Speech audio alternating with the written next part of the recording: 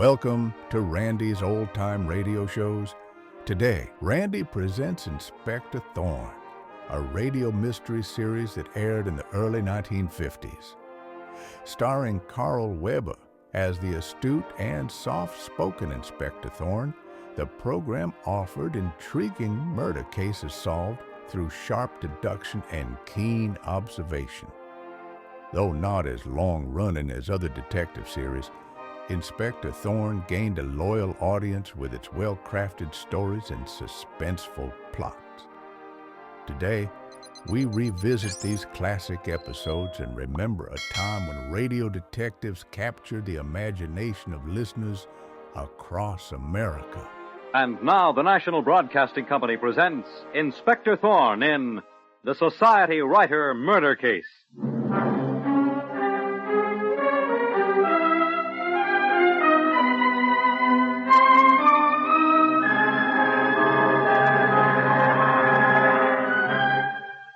Tonight, the National Broadcasting Company presents the exploits of the spectacular young Inspector Thorne of the Homicide Bureau, whose investigations rank with many of the most celebrated ones in the annals of crime fiction. An investigator smart enough to claim he is dumb, and modest enough to believe it. Tonight, Inspector Thorne turns to the Society Writer Murder Case.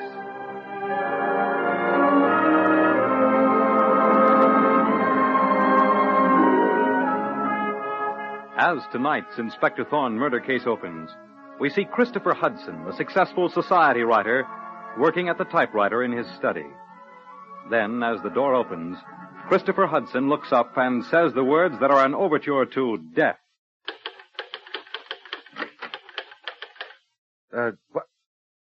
What are you doing with that gun? Have you gone mad? Stop! You can't... You'll never get away with it. Never.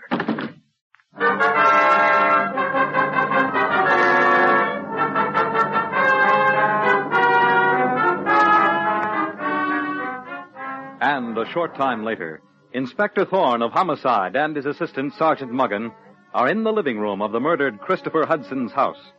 And Thorne is saying to the murdered man's attractive wife, Betsy, I don't understand, Mrs. Hudson. You say it was almost 10 minutes after you returned home that you first discovered your husband Christopher's body. Yes, Inspector Thorne. I thought he was working, and I didn't want to disturb him. Well, then why did you go into the room 10 minutes later? Lunch was ready. There it is, on the table. I suppose I should have put the food away, but nothing seems to matter now. Will you take Sergeant Muggan and me to the scene of the murder, Mrs. Hudson? Yes, if it will help you, Inspector Thorne. Where were you before you returned home, Mrs. Hudson? Shopping. Buying fall clothes. The packages are right there on the hall table, Inspector Thorne. Yes, I see. This is Chris's study. He always worked here. I know this isn't easy for you, Mrs. Hudson. Wow, this room looks like a cyclone hit it, Chief. It sure does, Sergeant Muggan. Desk drawers turned upside down, books pulled out of the shelves. Funny, Chief. The murderer turned the room inside out, but he didn't go through the dead man's pockets. Which makes it look as if the murderer found what he wanted. Inspector Thorne, if you don't mind, could I go back to the living room? Seeing Chris like... Yes, of course. We'll go with you, Mrs. Hudson. Just what was your husband Christopher working on at the moment? As I told you, Inspector Thorne, Chris was a writer. He wrote magazine articles about famous people. Please sit down, Mrs. Hudson. If my memory serves me right, I think your husband was sometimes referred to as a society biographer. That's right. Since we've been married, Chris has been doing a great many articles about well-known society people for the Better magazine. You say since you've been married? Yes, Inspector Thorne. You see, that was the one way I could help my husband. Before I was married, my name was Betsy Binghamton. Binghamton? According to the society columns my wife reads, Chief, the Binghamtons got here before the Mayflower. I've heard of your family, Mrs. Hudson. Well, we no longer have any money. But I could introduce my husband to my friends. That gave him a chance to write feature stories about people who had never before allowed themselves to be interviewed. By marrying you, your husband practically guaranteed his success, didn't he, Mrs. Hudson? That's not why he married me, Inspector Thorne. Chris and I were very much in love. At first, he absolutely refused to let me introduce him to any of the people who could help him. But I made him see how foolish that was. Your husband must have made a lot of enemies, writing things about people which they mightn't like to see in print. Chris never made any enemies. He wouldn't publish anything without the person's consent. Chris had only friends, Inspector Thorne. Friends don't usually murder a man, Mrs. Hudson. Whose biography was your husband, Christopher, working on right now? He just finished one of Janice Stewart. Janice Stewart? Mm-hmm. I wouldn't exactly call her someone who was hard to interview, Chief. She seems to live for the chance to make the headlines. Debutante plans to go over Niagara in a barrel. Society Deb wins speed race. Yeah, Sergeant Muggan is right, Mrs. Hudson. You couldn't exactly call a biography of Janice Stewart an exclusive interview. But she was news, big news. And she told Chris things she wouldn't tell just any ordinary writer. Well, that's interesting. Sergeant Muggan, would you send one of the boys over to pick up Janice Stewart? Tell him to bring her here right away. Okay, Inspector Thorne. Mrs. Hudson, Janice Stewart, besides being a highly publicized society girl, is also a very beautiful young woman. Yes, she is, Inspector Thorne. But if you're suggesting that I was jealous, you're wrong.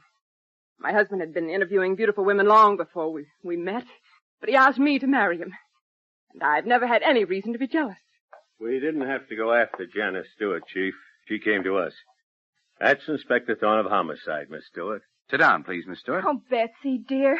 I heard about Chris's murder on the radio, and I thought maybe there was something I could do to help you. Why, thank you, Janice. That was very kind. Mrs. Hudson, I'd like to talk to Janice Stewart alone. Of course. I'll go up to my room if that's all right. Just as long as you don't leave the house.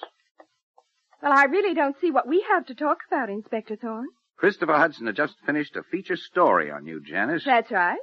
Me and a couple thousand other people. Christopher Hudson worked very closely with the people he was writing about. Oh, he kept on interviewing me for weeks. I was pretty sick of him, believe me. Well, if you felt that way about it, why didn't you stop the interviews? It seemed a shame after he'd put in all that work. Oh.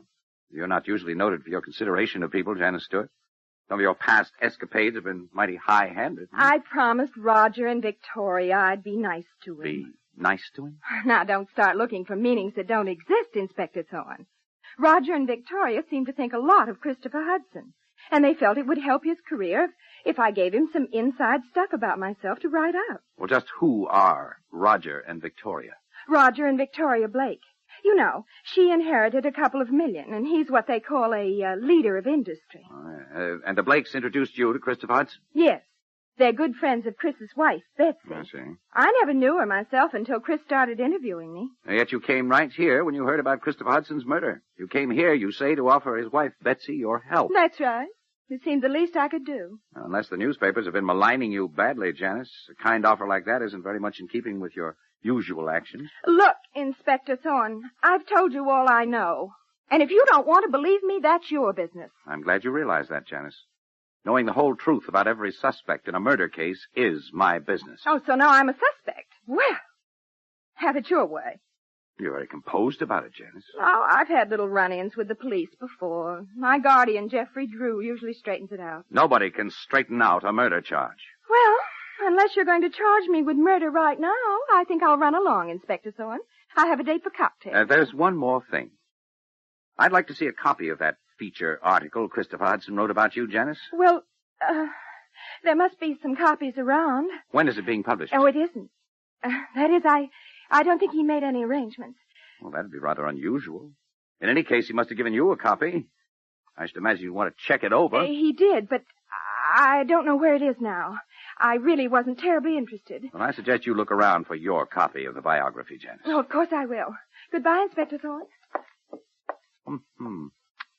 There goes a very worried young woman, Sergeant Muggan. She calmed down awful fast when you asked her for the biography Hudson wrote about her. That's why I want the boys to make a very thorough search of this house for a copy of that biography. Meanwhile, Muggan, you and I are going to pay a call on the people who recommended Christopher Hudson to Janice Stewart. A call on Roger and Victoria Blake.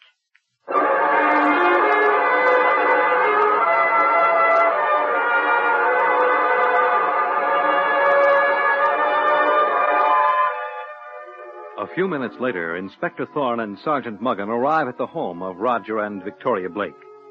As they walk up to the front door, they hear angry voices coming from a window overlooking the garden path. And Inspector Thorne says, Sergeant Muggen, do you hear those voices? Couldn't miss him. Should I ring the bell? No, I think we'll just walk up closer to that window first, the one the voices seem to be coming from. Careful, Muggen. We don't want them to hear us. That's no excuse, Roger Blake. You may be a leader of industry, but it's my money you're spending. Victoria, please. I'm warning you, Roger Blake. If you keep on throwing away money the way you've been doing, I'll ruin you. I'll leave you without a cent. Victoria, come back. I'll be in my room, Roger, when you decide to tell me the truth about how you've been spending my money. Let's go, Muggen. I want to find out more about the quick-tempered Blakes.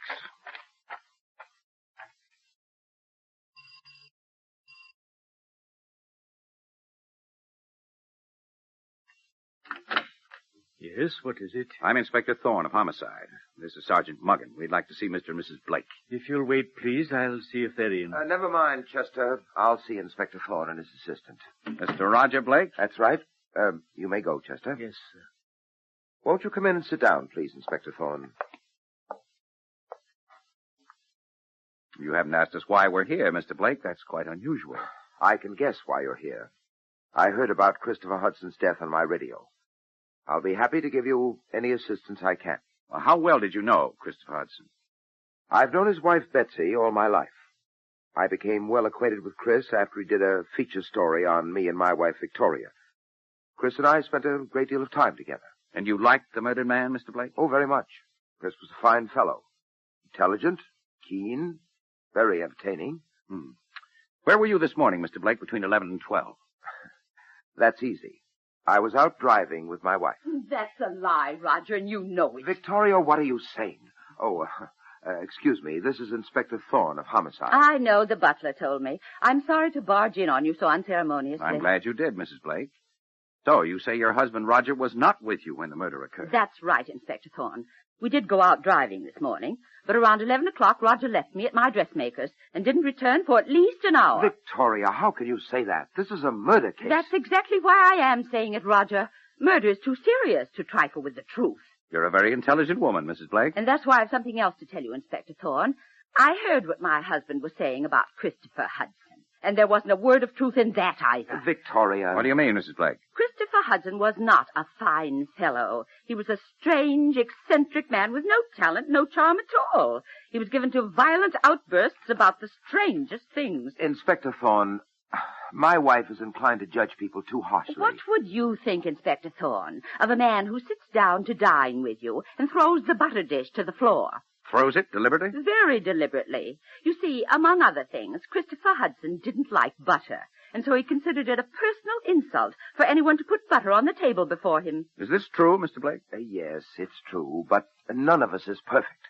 He was a writer, and you know how writers are. He may have called himself a writer, but he never proved it to me. Didn't you like the article he wrote about you and your husband? It's hard to say, since I never saw it.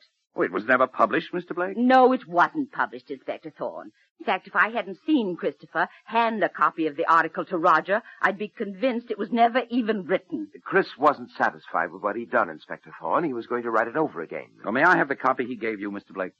I don't have it anymore. I threw it away. This is beginning to sound familiar, isn't it, Chief? Very familiar, Sergeant Muggen. Janice Stewart also claims to have mislaid the copy of the feature article Christopher Hudson wrote about her, Mr. Blake. Speaking of Janice Stewart reminds me of something, Inspector Thorne. Yes?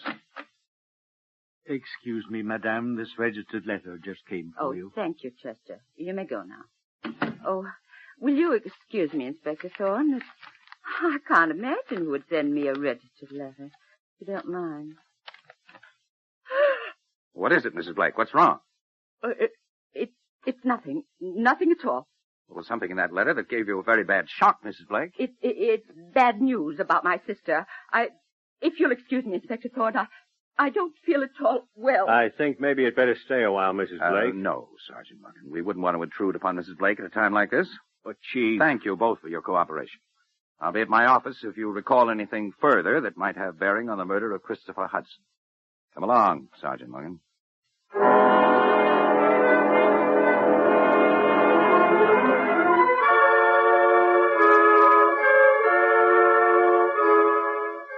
And back at his office in the Homicide Bureau, we hear Inspector Thorne talking to his puzzled assistant, Sergeant Muggen. Of course you were right, Muggen. Victoria Blake wasn't telling us the truth about that special delivery, that registered letter she received. Then why did you let her think she was getting away with that lie about her sick sister? Because we may be able to learn more from her if she's off guard. And there's a great deal we still have to learn about Christopher Hudson and the people he knew before we come anywhere near discovering his murderer.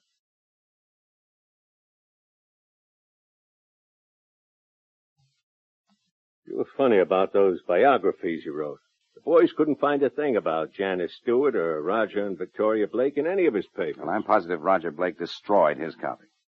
But if the boys get a chance to search Janice Stewart's house, I have an idea they might find something there. They'll search it first time she goes out. I'll take it, Morgan. Homicide, Inspector Thorne speaking. What? When was that? Yes, we'll be right over. What's happened, Chief? Come on, Morgan. We're going to Red Lawn Hospital. Roger Blake is there with 2 bullets in him.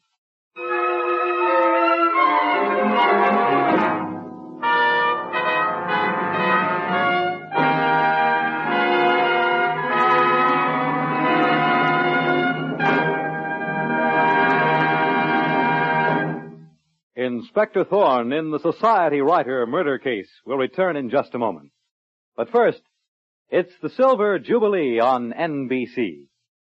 With the fall season officially upon us, we see that there are many things which have changed. The breeze off the river now carries with it a slight hint of the chill north wind. The trees in the valley shiver at the first cold touch of frost, and the leaves burst into worlds of color. The lights go on earlier as night seems to settle sooner on the big cities. Yes, changes have come with the season, and changes have come with our new fall schedule, a schedule designed with your radio entertainment in mind. For example, this Sunday you'll be able to hear The Big Show, a full 90 minutes of music, drama, and comedy. The Big Show will come to you this Sunday with your unpredictable hostess, Tallulah Bankhead, and such luminaries of the motion picture and theater world as Joan Fontaine, Sir Laurence Olivier, Fred Allen, George Sanders, and Vivian Lee.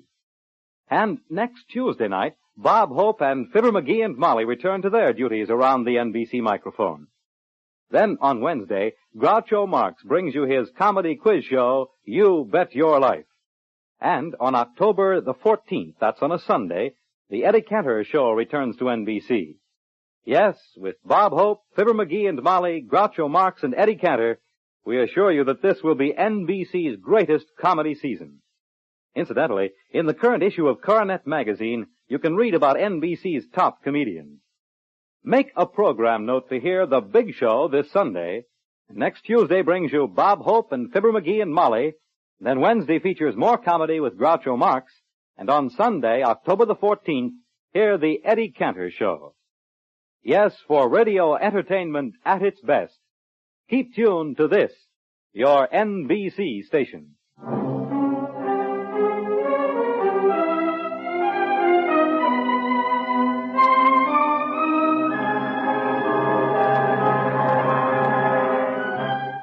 Now back to Inspector Thorne and the Society Writer murder case.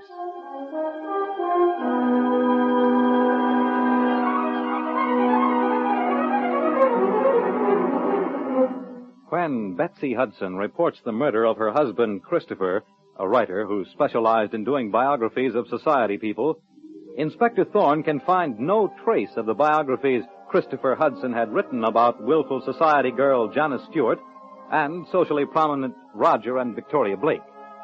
Then, a call comes in to Inspector Thorne's office that someone has attempted to murder Roger Blake. And now we find Inspector Thorne at Red Lawn Hospital, speaking to Roger's wife, Victoria. The doctors say that your husband is still unconscious, Mrs. Blake. But fortunately, the shots didn't strike any vital spot. He'll recover. Oh, Inspector Thorne, I just can't believe any of this. Why would anyone want to murder my husband, Roger? Tell me exactly what happened. Oh, I don't know. I was in my room upstairs. This was right after you left the house, Inspector Thorne. I heard shots, and when I ran downstairs, I found Roger lying on the floor in the living room. What about your butler, Chester? Didn't he see anyone? He was in the kitchen. He reached the living room just as I did. I guess we'll have to wait for Mr. Blake to regain consciousness to hear the whole story. Chief. Yes, Sergeant Morgan. The doc says it'll be at least a couple hours before Blake comes to. Well, then there's no point in our staying here, Morgan. Unless you have something further to add, Mrs. Blake. There is something. Something I started to tell you earlier about Janice Stewart. Yes? A few weeks ago, I was driving out on the island, and I saw Janice Stewart and Christopher Hudson walking into a little out-of-the-way restaurant. The willful young debutante Janice told me she had only a business-like relationship with a murdered man. That isn't all I saw, Inspector Thorne. Following right behind them in her car was Christopher Hudson's wife, Betsy. The wife who says she was never jealous. Sergeant Muggin, go back to the office and rush the boys on those reports. I think it's time I paid another visit to the murdered man's wife, Betsy Hudson.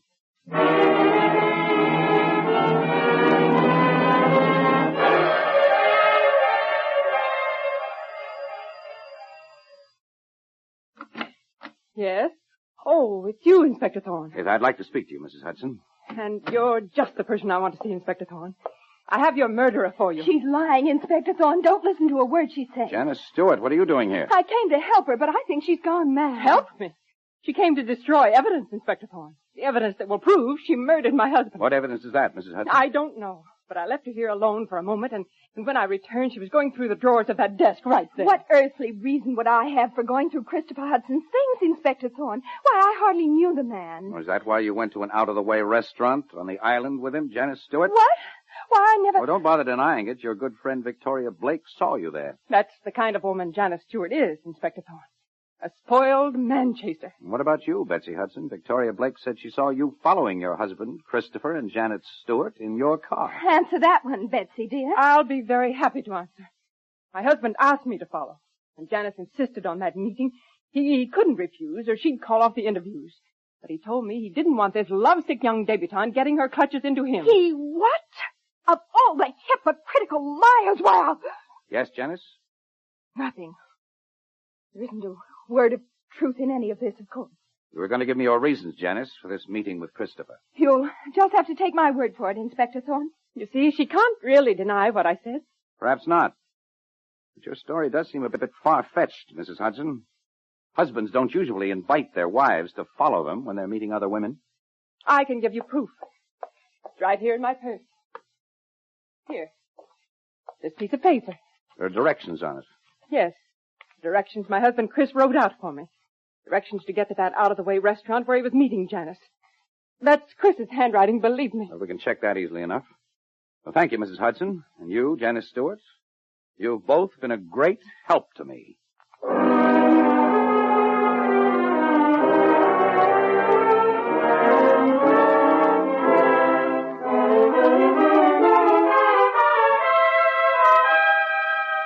A short time later, we see Inspector Thorne entering his office at the Homicide Bureau, and we hear him say to Sergeant Muggin, "What about those reports on our suspects, Muggin?"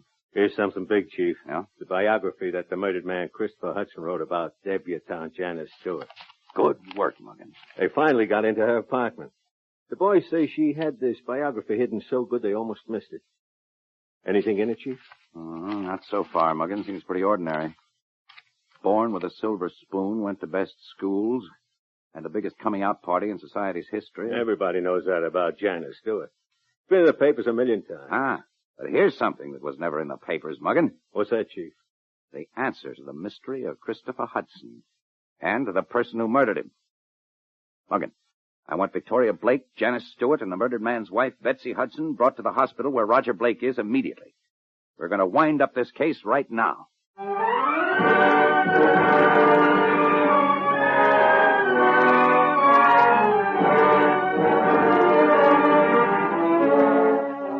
And now Inspector Thorne is at the hospital talking to 3 of his suspects in the sitting room outside the sick room of his 4th suspect, Roger Blake.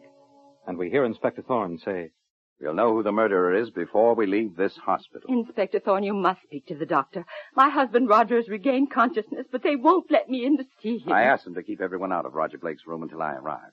You'll see your husband in a minute, Mrs. Blake. I hope this won't take long, Inspector Thorne. At first, when I found Chris's body, I felt so numb nothing seemed to reach me. But now, I don't think I can stand much more. Well, it won't take long, Mrs. Hudson. You have my promise. Well, why can't we go in and see Roger Blake now? What are we waiting for? Because I want to have a word with you first, Janice Stewart. Muggin, can I have that folder?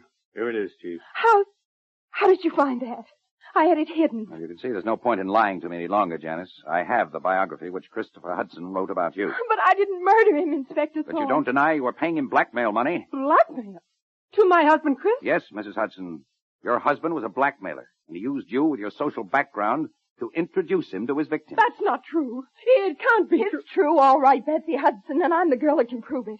Chris used that gag about doing my biography to get into the house and go through every paper I had there. And he found one that I should have destroyed long ago. It was a clipping of a hit-and-run accident, Janice.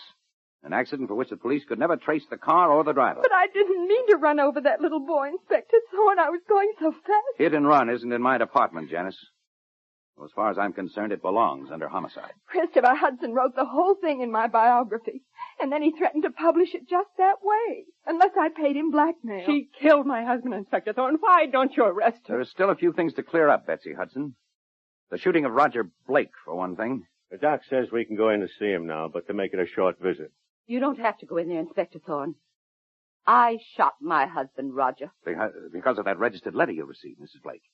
That letter that contained proof of the fact that your husband had been unfaithful to you, eh? Yes.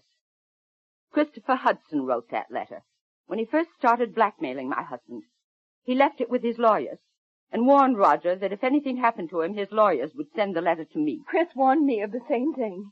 He said a letter containing the evidence of my hit-and-run accident would go to my guardian, and it did. I know that, Janice Stewart. I spoke to your guardian just before I came here. He's turning the evidence over to the proper departments. I shot my husband, Roger, Inspector Thorne.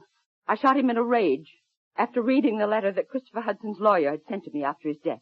But I didn't kill Christopher. At the time he was murdered, I knew nothing about the blackmail. I had no reason to kill him. But what about your husband, Roger? Blackmail gives him a good motive. Roger couldn't have killed your husband, Betsy. He was with me at the time of the murder. You denied it when he said so earlier. I was angry at him over money. I didn't know it was going to a blackmailer then. But I'm telling you the truth now, Inspector Thorne. Roger was with me from 11 until 12 this morning. Any one of them could have done it, Inspector Thorne. If my husband Chris was really blackmailing them, and I still don't believe it, then they must have hated him enough to kill him. Perhaps. But they also knew that after his death, the letters he'd written would reveal the secrets they were trying so hard to hide. But you had no such fear, Betsy Hudson. Me?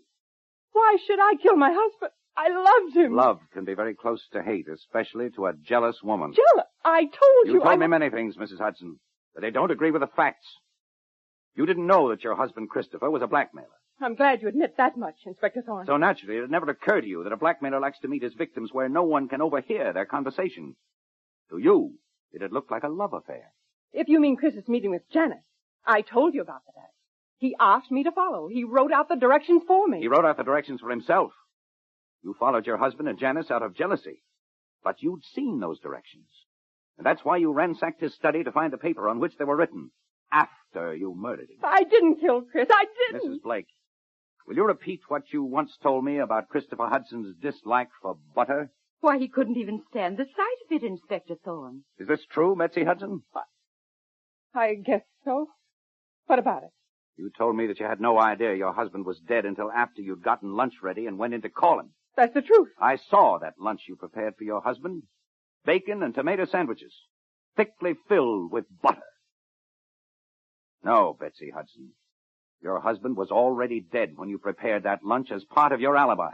And you knew it because you'd killed him. Yes, I killed him. Yes, I killed him, and it's funny, isn't it? I was jealous because I thought there was something between Chris and Janice Stewart. And there was, but not love. Only blackmail. With your strange sense of humor, Betsy Hudson, I'm sure you'll find much to amuse you while you're waiting in the death house. Take her in, Sergeant Muggan.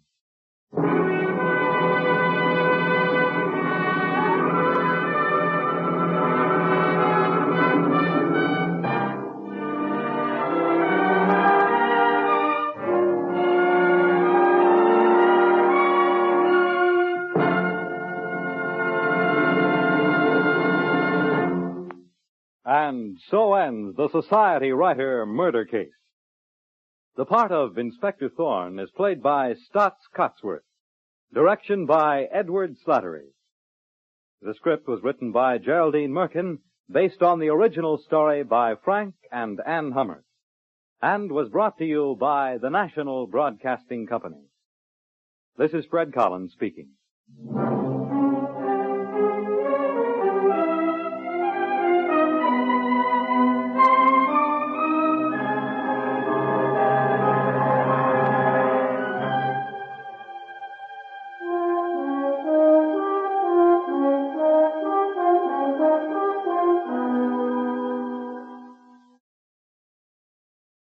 Next week, hear Groucho Marx and Eddie Cantor on NBC. Well, folks, that's all for tonight's broadcast here on Randy's Old Time Radio Shows. Now, bringing these golden oldies back to life takes no small amount of time and effort from our good friend Randy, cleaning up the audio, converting the files, and making sure each show has the best audio possible. If you've enjoyed the program and you'd like to help keep these classics on the airwaves night after night, why not consider a small donation? Every penny goes straight to supporting Randy's work and helping this channel stay on the air. You'll find the links down in the description below. And for those of you kind souls who've already given, Randy tips his fedora to you. Your support truly keeps this old radio spirit alive. Thanks ever so much. And until next time, keep those dials tuned and keep the memories rolling.